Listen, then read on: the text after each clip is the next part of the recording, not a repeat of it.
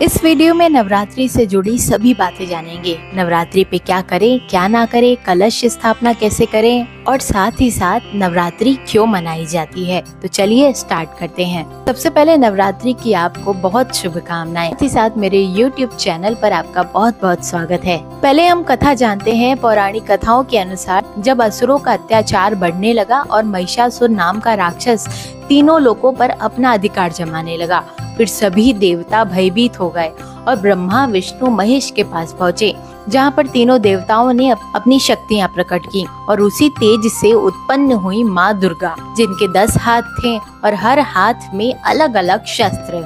माँ का स्वरूप पूरा ब्रह्मांड में प्रकाशित हो रहा था। महिषासुर और माँ दुर्गा के बीच 9 दिनों तक भयंकर युद्ध चला और हर दिन माँ ने अलग अलग रूप धारण किया। जैसे पहले दिन माँ शैलपुत्री, दूसरे दिन माँ ब्रह्मचारिणी। इनके बारे में भी आप जानना चाहते हैं तो मेरे YouTube पर आपको वीडियो मिल जाएगा।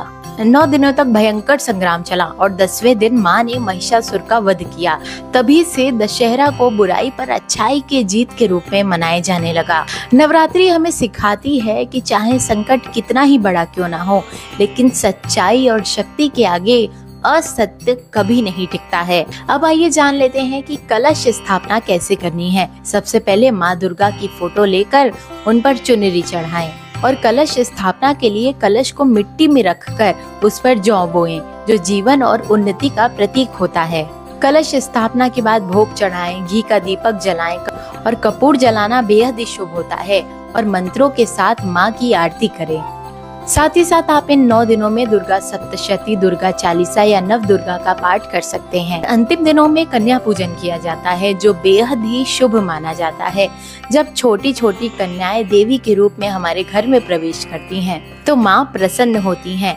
छोटी छोटी देवियों को उपहार भी दिए जाते हैं। इन 9 दिनों में क्या नहीं करना है और क्या करना है। इन 9 दिनों में केवल सात्विक आहार लें और उपवास रखें और 9 दिनों तक माँ के अलग अलग स्वरूपों की आराधना करें।